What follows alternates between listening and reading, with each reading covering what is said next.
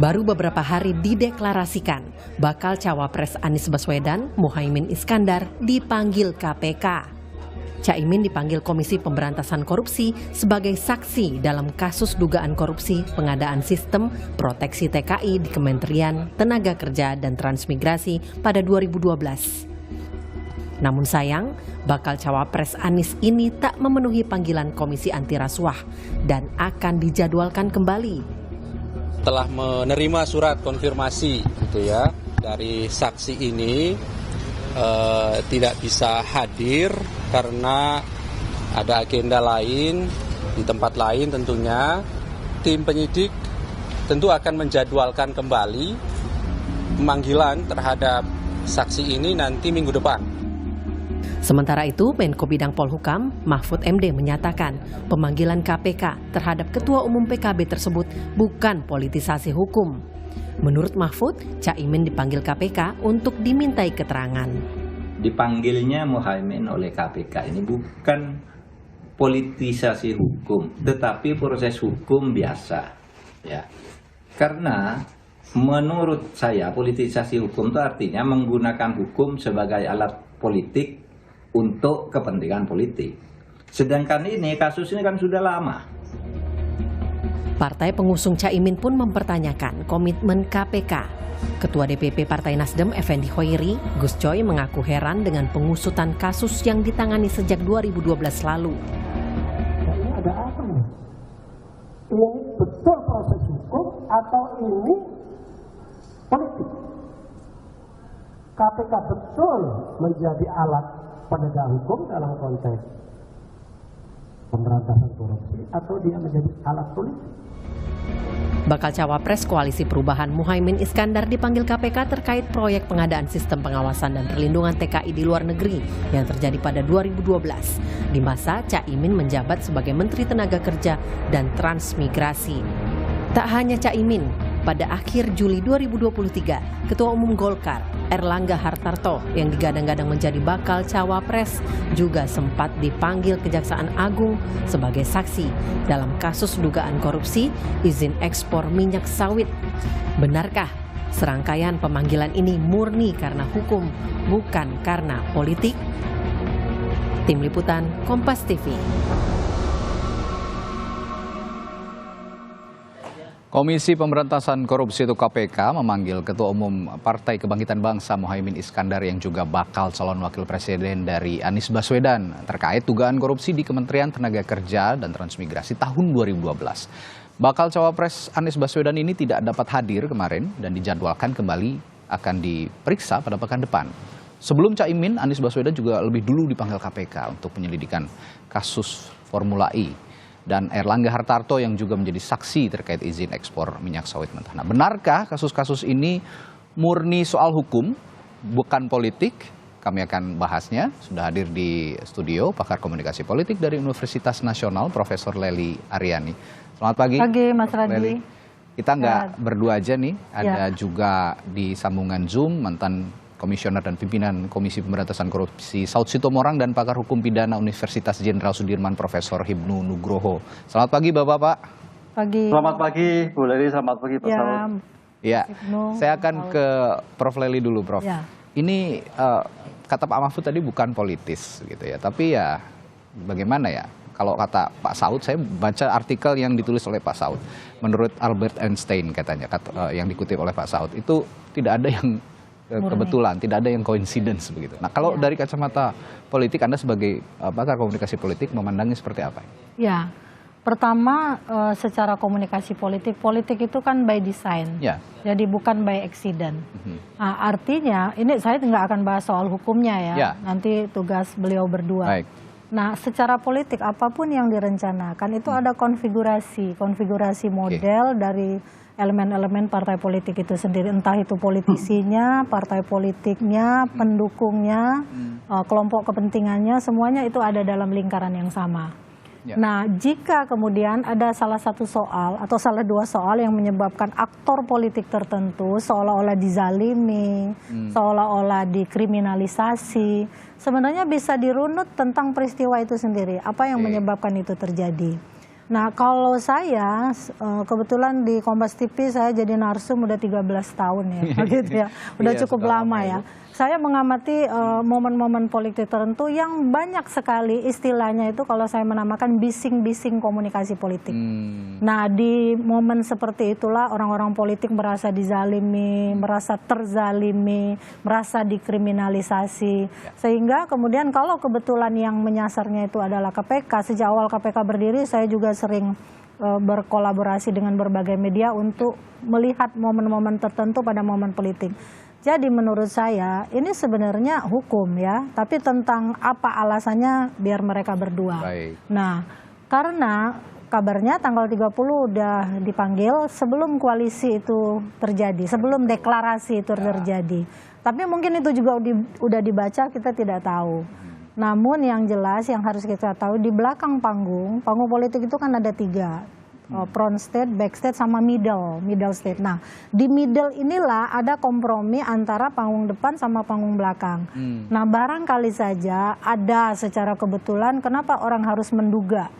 Ini kayaknya karena beliau mau menjadi bakal calon wakil presiden gitu. Ya. Pertanyaannya, kalau seandainya nanti dipanggil KPK-nya setelah terpilih, kalau insya Allah beliau jadi misalnya, kan akan ada pertanyaan lain, kenapa setelah terpilih, apa sengaja mau menghalangi pelantikan? Ya, jadi akan ada pertanyaan-pertanyaan selanjutnya. Pertanyaan selanjutnya akan pernah putus. Jadi komunikasi politik itu seperti lingkaran setan juga ya, di mana orang harus memutusnya nggak jelas juga. Gitu. Nah, akan ada pertanyaan-pertanyaan lanjutan, meskipun dikatakan ini politis, tapi menurut Prof. Lely ini bukan sesuatu yang politis, melainkan benar-benar murni masalah hukum. Tapi kita akan tanya Prof. Lely terhadap kasus ini kepada 2 narasumber kita juga.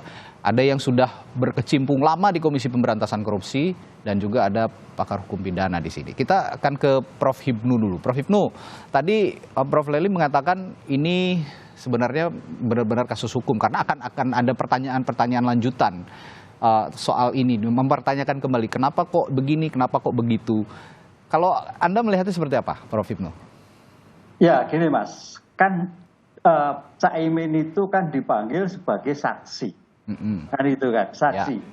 Apa itu saksi? Kalau kita lihat di dalam pasal 1 ayat 13 KUHP, adalah orang yang mengetahui, melihat suatu peristiwa terjadi. Kan itu. Pertanyaan peristiwa itu terjadi kapan? Pada saat Caimin sebagai menteri. Oleh karena itu tidak salah bahwa menteri juga melihat apa yang terjadi dalam peristiwa itu.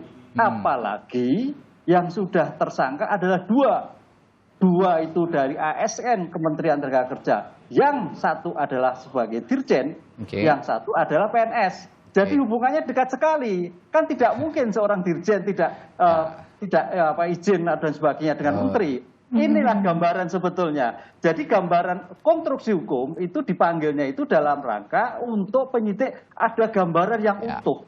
Kan itu. Melengkapi begitu ya, Prof? Betul. Ya. Jadi terlalu jauh kalau berpikir masalah yang lain-lain. Begitu, Mas. Baik. Sama berarti sepemikiran dengan Prof. Lely bahwa kasus hukum ini ya prosesnya harus terus dijalankan. Apalagi kasus korupsi, mau musim pemilu, mau musim duren, mau musim durian, mau musim rambutan gitu ya. Proses hukum kalau memang ada pelanggaran pidana, terutama kasus korupsi, ya tetap harus ditindak begitu. Nah, bagaimana dengan pandangan dari Pak Saud? Pak Saud, saya pikir Bapak punya persepsi atau analisis yang berbeda soal ini. Ya, yang paling penting kan kondisinya saat ini kan ini persoalannya kan low trust society ya. Oke. Soal kepercayaan. Ingat nggak waktu IKTP gitu? Oke. Nggak ada kan, orang nggak pernah ngomong kan, itu ketua DPR loh yang kita jeblosin itu. Nggak ada kan orang gaduh kayak seperti ini, itu persoalan trust. Nah, ketika Undang-Undang 2019 Undang-Undang KPK baru masuk, kemudian KPK menjadi bagian dari pemerintah, which is di sana dia bisa mengengineering, dia bisa disuruh, bisa dilarang dan seterusnya, itu nggak bisa kita nafikan gitu. Ya. Jadi sekali lagi naif kalau kita bilang tidak politik. Pertama, kita lihat aja kasus e-formula, 19 kali expose. Ya kan? Sampai mengorbankan 2 orang. Terus kemudian beberapa bulan sebelum juga disebut-sebut. Ya kan, ini Caimin ini juga disebut-sebut ini oleh salah satu pimpinannya. Kita kan mengambil kesimpulan ini kan dari potongan-potongan informasi. Oke, informasi itu C3 lah kalau bahasa intelijennya. Tapi kalau dia di cross check, kemudian di double check, itu bisa jadi A, jadi B1 juga, lama-lama jadi A1. Jadi artinya kualitas informasinya juga meningkat. Dan kalau memang tidak seperti itu, kita juga nggak bisa membayangkan bahwa hal yang sama terjadi dengan tokoh-tokoh yang lain gitu. Jadi, maksudnya apa yang terjadi saat ini soal penegakan hukum, soal kekuatan bukti, woi kita nggak boleh main-main di situ loh. Ya kekuatan bukti dan kita juga kalau katakanlah nanti Caimin dipanggil, kalau buktinya cukup, ya kan, kita nggak perlu pengakuan kok. Di KPK itu nggak perlu pengakuan, ya kan. Orang nggak perlu ngaku di sana kalau memang, apalagi kalau ini masih jadi saksi. Persoalannya adalah time constraint-nya itu, urutan-urutan peristiwa itu, kalau kita mau bicara penegakan hukum, itu kan dia harus sustainable terus, bertahap. Ya. Itu yang kemudian tidak terjadi di KPK karena memang kondisi di dalam sekarang itu penuh dengan konflik of interest, tidak transparan dan tidak akuntabel. Anda akuntabel mencet orang 57 orang, itu potongan-potongan informasi yang nggak Anda bisa buang begitu aja. Ya. Ada mosaik yang menunjukkan kita sulit mempercaya mereka di dalam sekarang. Itu Mas Radi. Ya. Kembali ke Prof. Hipnu, ini masalahnya Prof, tadi pernyataan Pak Saud, KPK yang sekarang dengan KPK eranya Pak Saud ini beda, katanya sekarang ini nggak transparan, lalu banyak yang sembunyi-sembunyi, tiba-tiba ya muncul hal-hal seperti ini di musim pemilu, ada seseorang atau politisi bahkan yang akan manggung di kontestasi politik begitu tiba-tiba disangkut pautkan dengan kasus hukum, terutama kasus korupsi, dan ini sepertinya punya pengaruh. Nanti saya akan tanyakan juga ke Prof. Lely, ada pengaruhnya sepertinya kepada konstituennya, kepada pemilihnya begitu secara politis. Nah, kalau dari kacamata hukum tadi KPK yang dulu dan sekarang berbeda, apakah betul begitu Prof. Hipnu, kacamata Anda? Ya ini yang tahu Pak Saud itu ya. Kalau saya begini, Mas Radi, dalam suatu pengungkapan perkara itu masih ongoing proses. Memang kalau orang Jawa bilang istilahnya ini otak-atik gatuk ya. Otak-atik gatuk itu kan faktor pemilu, hukum. Dia nyambung sama Prof. Eli tadi kan itu. Pertanyaannya begini, dalam ilmu statistik kriminal, dalam lingkup kriminalistik, itu memang ada data perkara. Data perkara. Lah perkara itu mana yang didahulukan?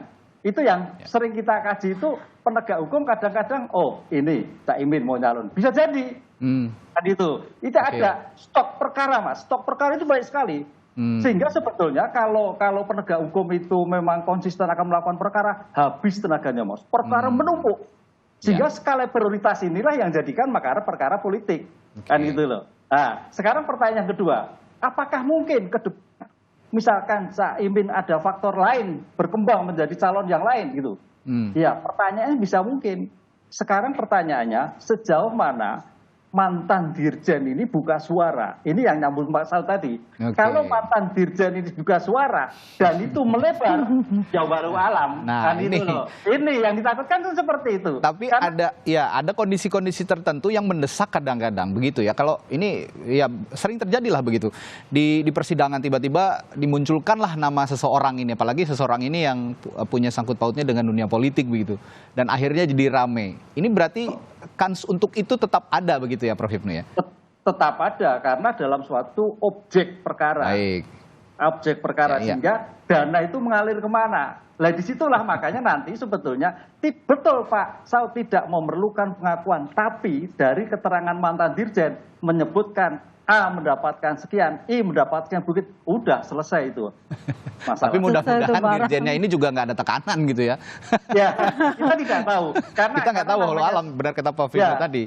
Karena pengungkapan perkara itu ada teori insakling dan wicakling itu menambah dan mengurangkan. Nah, tinggal pilihan aja nanti gitu Mas Radi. Baik. Nah ini saya lanjutkan Prof. Lely tadi.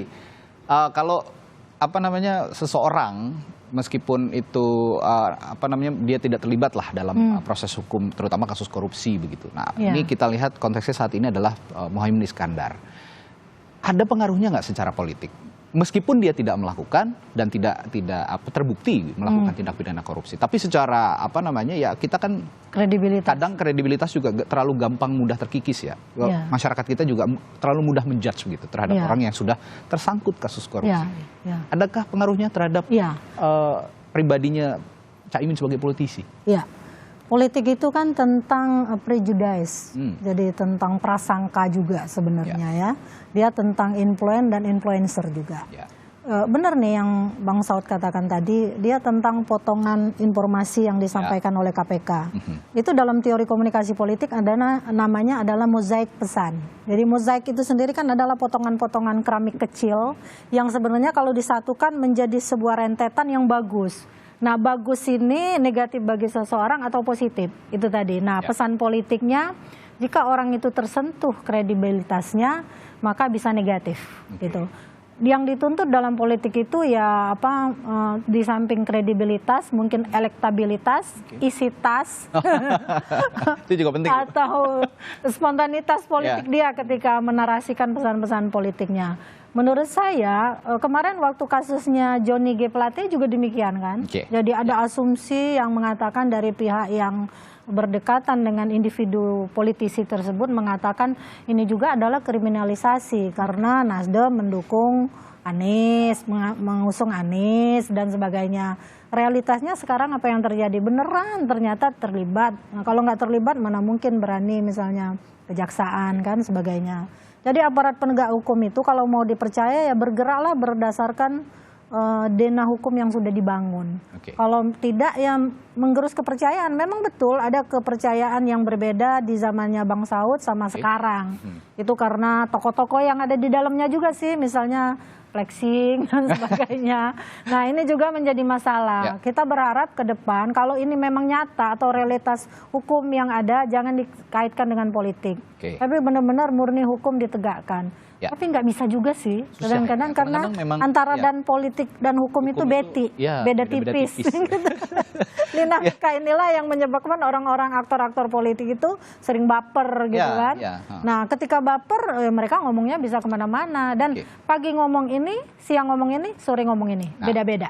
Tapi kalau kita lihat sebagai warga negara Indonesia yang harus menaati hukum gitu ya. Tapi dikaitkan dengan kondisi politik saat ini. Gitu. Lebih baik Muhaimin Iskandar ini datang memenuhi panggilan KPK atau abaikan saja? Bukankah lebih cepat lebih baik? Jadi semakin cepat terkonfirmasi status dirinya, itu lebih cepat dia membenahi informasi kepada publik, potongan-potongan pesan yang udah terlanjur terlempar. Jadi tentang politik juga adalah tentang persepsi. Pesan politik itu sebenarnya tidak punya makna apa-apa sepanjang penerima pesan tidak menerjemahkannya. Artinya kalau seandainya selesai lebih cepat, selesai dikonfirmasi, selesai sudah soalnya gitu. Baik, menarik ini Prof.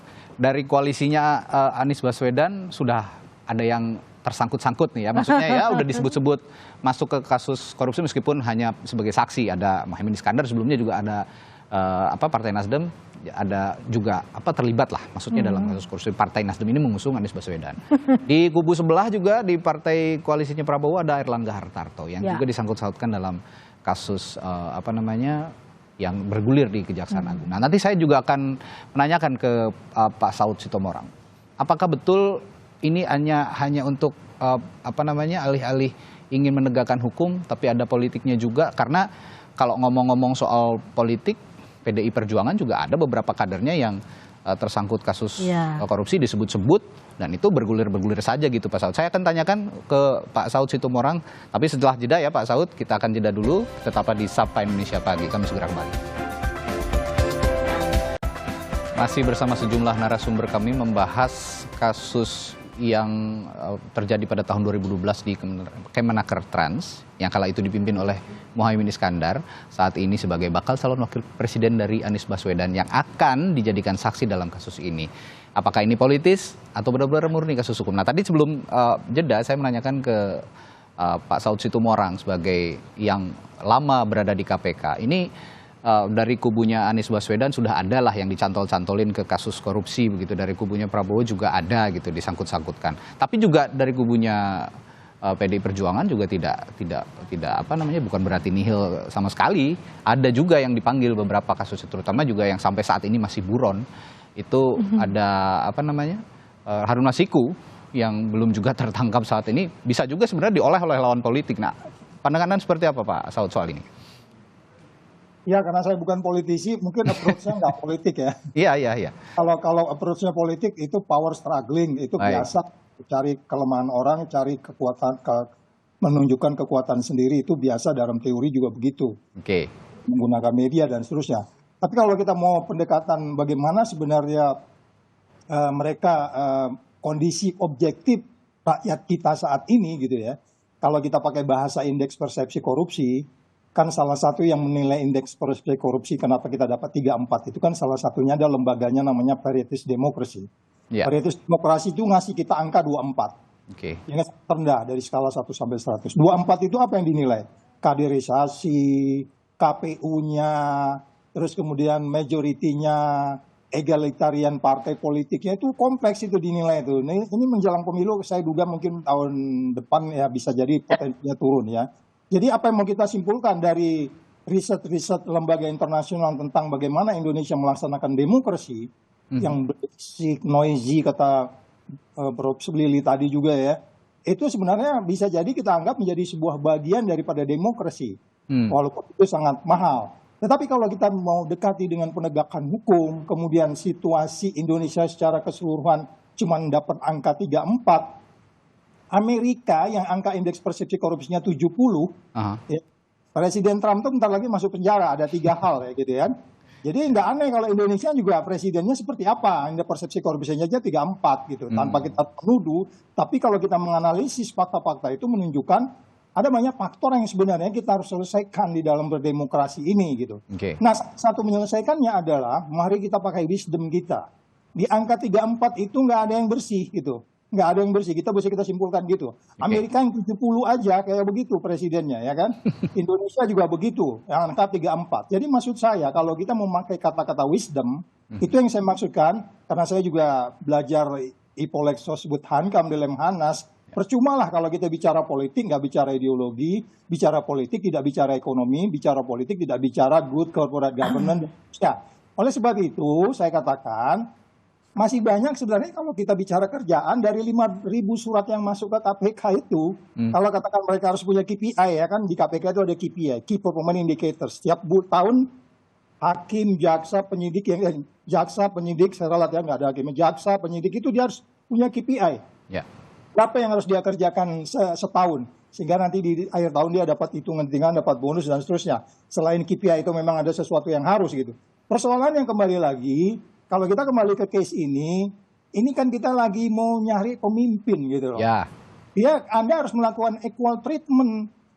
Ya, Anda harus selesaikan itu yang namanya kasusnya Masiku, kasusnya tadi Mbak Lili sudah menyebutkan BTS ya. BTS itu yang kan dari kelompok politik mana? Saya dalami loh di BTS ini, makanya saya kemarin ke Komisi 3 mendorong mereka untuk kemudian fair di kaitan kekuatan politik di dalamnya. Jadi sekali lagi, mosaik yang saya gambar yang dibenarkan oleh Ibu Lili tadi yang menunjukkan situasi peta politik kita itu menjadi tidak equal, tidak menjalankan prinsip demokrasi dengan benar, dan power digunakan benar-benar untuk menyingkirkan orang lain, bukan bersaing secara sehat, itu ada di kepala saya. Dan Anda membuang fakta-fakta yang sudah saya kumpul selama 4 tahun dan 3 tahun belakangan ini. Oke, boleh saja, karena memang perdebatan yang baik kalau hukum itu di pengadilan. Tapi kalau Ibu Lili kan sudah mengingatkan kita soal persepsi. Itu sebabnya indeks persepsi korupsi yang diukur juga persepsi. Persepsi ini dibangunkan dari perilaku penegak hukum, perilaku anti korupsi, perilaku masyarakat, perilaku tokoh politik dan seterusnya. Nah, supaya tidak noisy, tidak berisik seperti Ibu Lili bilang tadi, memang sebaiknya kalau memang itu kuat buktinya, karena memang dia ada di kementerian itu kan bisa di slow down dulu. Oh, penyidikan penggeledahan udah jalan. Emang mau masuk pengadilan besok buru-buru. Itu yang saya maksudkan, wisdom ini yang kita minta sekarang sebenarnya di Republik ini. Wisdom mulai dari yang paling tinggi sampai masyarakat di bawah. Anda bayangkan, Anda bisa bilang bahwa kemarin deklarasi di Surabaya, kemudian ada suara sound system di depan hotel yang sama teriak-teriak. Kira-kira mengatakan bahwa calon yang ini bla bla bla bla bla bla. rakyat itu sudah nggak wisdom, boro-boro rakyat pemimpinnya juga nggak wisdom. Ini persoalan kita, saya pikirnya, Mas Radi. Ya, baik. Ini poinnya adalah mau siapapun ya proses dong gitu, jangan tebang pilih begitu ya. Mau Muhaimin Iskandar, mau dari kubu sebelahnya juga, kalau memang ada keterkaitan dengan kasus-kasus korupsi ya jangan ragu untuk menindak. Tapi begini, Pak Saud, saya tergelitik juga dengan anggapan orang dari luar. Bisikan-bisikan di luar itu cukup liar memang. Nah, saya akan menanyakan di era Anda, apakah ada yang namanya titipan-titipan itu kepada komisioner KPK bahwa politisi ini tolong diusut karena ada kasus ini begitu? Ada nggak sih titipan-titipan seperti itu? Meskipun pasti beberapa komisioner atau bahkan mungkin semua komisioner menolak titipan itu. Secara langsung kita tidak pernah mendengar itu, tetapi ketika orang mulai bicara di media, kita kan nggak naif juga menutup hati kita tidak baca media, sosial media dan headline dan seterusnya, editorial dan seterusnya. Di situ kan sudah menunjukkan bahwa memang kita mau dibawa-bawa, kita mau digiring-giring. Karena kan itu saya bilang kan tahun 2018 kan saya ditanya itu sekitar April. Ditanya di doorstop ya sama teman-temannya Mas Radi ini. Gimana Kardus Durian? Buktinya masih sulit. Memang gua harus masuk ke situ kan. Saya juga dapat informasi itu dari yang pasukan yang di bawah, dalam hal ini penyelidik dan pengaduan masyarakat dan seterusnya. Tetapi kita menjadi saya menjadi lebih confidence untuk tidak mendengar siapapun kecuali hati nurani saya. Karena memang saya dilindungi oleh undang-undang ketika itu bahwa saya nggak bisa diatur-atur, saya independen. Agak berbeda dengan sekarang, they part of the government, man. Mereka pemerintah gitu. Agak susah kalau Anda bilang, oh nggak mungkin. Ya kita kan sudah lihat mosaik menunjukkan mereka integritasnya terganggu. Dewan pengawasnya juga kayak begitu, nggak bisa menunjukkan bahwa mereka sebagian daripada pengawas internal. Sebagaimana saya selalu salah tunjukkan, saya ngomong di TV aja, kemudian saya diadili oleh 9 orang dari luar. Atau saya pakai batik lengan pendek, kemudian dipotret oleh pengawas internal, Pak Saud kok batik lengan pendek, harusnya batik lengan panjang. Jadi check and balance itu kan tidak menimbulkan kepercayaan kita di dalam situasi KPK saat ini. Saya pikir gitu, Mas Adi. Baik, saya ke Prof. Hipnu ini menarik dari Pak Saud tadi. Kalau yang dulu diam-diam menghanyutkan, tapi menghanyutkannya dalam konotasi yang positif begitu menurut Pak Saud. Kalau sekarang diam-diam menghanyutkan, tapi konotasinya negatif. Tiba-tiba kok ada aja yang membuat kita mengingatkan dahi begitu. Kok begini, kok begitu? Benar begitu pandangan Anda, Pak Prof. Hipnu? Ya, benar sekali. Karena benar sekali. Benar sekali, Mas. Alasannya begini, Mas. Dalam hal penegakan hukum, kunci utama adalah bagaimana penegak hukum merupakan skala prioritas. Skala prioritas. Ini yang menjadikan yang bahasanya Pak Saud, Prof. itu politik. Prioritas. Karena kalau kita tadi saya katakan dalam statistik kriminal itu perkara menumpuk, Mas. Cuman permasalahan sekarang memang dalam kasus kementerian ini kenapa 2012? Karena kalau kita melihat suatu teori hukum 2012 korupsi itu kalau mungkin tadi 2012 sudah dilakukan penyidikan, potensi daluarsanya juga tinggi. Kalau nggak salah 15 tahun. Ini kan berarti kan sudah 13 tahun.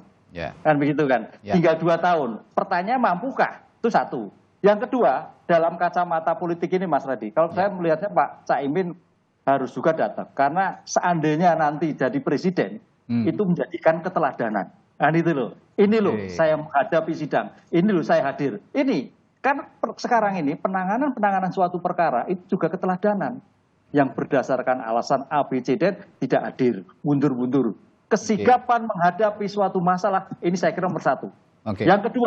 Yang kedua terkait Pak Saud tadi, pembangunan anti korupsi sekarang ini memang tidak sendiri, tapi bagaimana ekosistem itu mendukung terjadinya suatu anti korupsi. Sekarang bagaimana kalau satu institusi korupsi, di yang lain tidak, di yang lain iya. Ini yang saya kira bangunan ekosistem harus merupakan satu kesatuan bagaimana kita menegakkan anti korupsi ke depan.